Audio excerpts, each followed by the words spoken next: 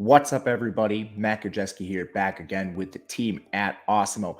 And we are continuing Super Bowl week coverage, looking at some player props. Today, we are going to be discussing Matthew Stafford, 3 props in the Super Bowl. But before we get started, make sure to hit that thumbs up button, subscribe to the channel, and hit the notification bell so you know when this and all other content goes live. Taking you to our Odd Shopper page, let's get into this. With the Odd Shopper page, a couple things you're going to see here. This is our in-house player prop betting tool. A lot of features. So first of all, the props can be sorted by percentage win rate, percentage ROI, and then it is going to show you the book with the best line available. I am in Wisconsin, so this may be a little bit different for you, but you can sort by player, by team, by game, so many different drop downs that you can sort from, and even individual player prop types like rushing yards, passing yards, whatever it is you want to take a look at. With Stafford today, we're going to dive into 3 props, and they're actually all correlated. So don't be afraid to take some of these in parlay form if you would like. But first one we have Matthew Stafford passing yards. It's at 279.5, which might seem like a pretty hefty number for Stafford overall. We currently have him projected at 291.8. That gives you a 61% win percentage and 12% ROI, both very good numbers here, and a couple reasons. First of all, the total in this game, 48.5 in some spots, competitive spread, 4.5 in some spots, lends itself to a back and forth game environment. And the Rams are a very pass-heavy team. They're actually easily within the top 10 in situation neutral pass game script.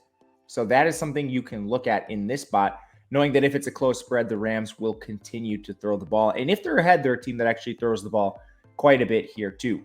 For Stafford individually, his recent performance has improved down the stretch this year, even just isolating last 2 games. Against Tampa Bay, 366 yards, 2 scores. Against San Francisco, 337, 2 scores. And it's on a lot of attempts, 38 and 45 attempts. You can see the elevated pass rate for the Rams here. Of course, they have Cooper Kupp. Part of this ascendance coincides with the addition of Odell Beckham. Van Jefferson plays a solid role as a deep situational threat that they use occasionally on deep balls. Higbee, if he can get it going, will obviously help Stafford here as well. But then on the other side, Cincinnati's defense has been a little bit suspect, and they're a little bit weaker against the pass, which we'll get into. So overall, just explosive yards makes a lot of sense here. And I think we can go over the 279.5 passing yards. Similarly, we have completions over 23.5 here as well. 60% win percentage, 5% ROI.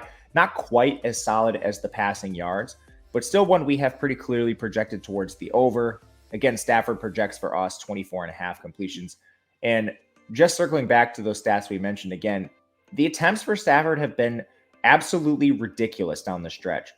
He has at least 32 attempts in 5 of the last 6 games. He's at least 21 completions in 5 of the last 6 games, and he's been over 26 in 3 of those. And that includes the last 2 games where he had 28 completions, 31 completions. Again, we think Cincinnati keeps this somewhat close, potentially coaxing Stafford into elevated pass attempts. That means elevated completions as well. On the year, he's a guy who's completed 67% of his passes. We love to see that. So with a high completion percentage, we should see some extra completions here. And one thing we didn't mention with the yardage, which I think bodes well for both of these props, is Cincinnati's pass defense gives up a lot of explosive plays. This actually probably matters more for the yardage, but an explosive play is defined as the allowance of a 20-plus yard play. So isolating just the passing game here, Cincinnati has allowed the 3rd most explosive plays against opposing pass attacks. So again, probably bodes a little bit better for the passing yards, but it definitely doesn't hurt the completion percentage prop here. 2, I think we can certainly look at. And then last one, not the best odds, but one that definitely coincides with the completions in the passing yards is Stafford for MVP. Plus 125. You're going to find better odds on Burrow. You're going to find better odds on some other players, but Stafford still could be a positive bet in this area. And again, he plays for the team that's favored. We know the teams that ultimately win these games generally have the MVP. We know this is an award dominated by quarterbacks, so Stafford fits into both of those molds. And then from there, we already discussed why the Rams are such a pass-heavy attack, the success they've had, and how the matchup does suit Stafford here. You hope he can just funnel the production across the board, so it's not just Cooper Kupp dominating and then, a receiver wins, but spreading it to Beckham, Jefferson, Higbee if he plays, Kupp himself. That's Stafford's path. But again, plus 125 is not the best odds. But if Stafford wins this, He likely is going over the completion prop. He's likely going over the passing yardage prop. So potentially a spot where you could look at multiple correlated props here for Stafford.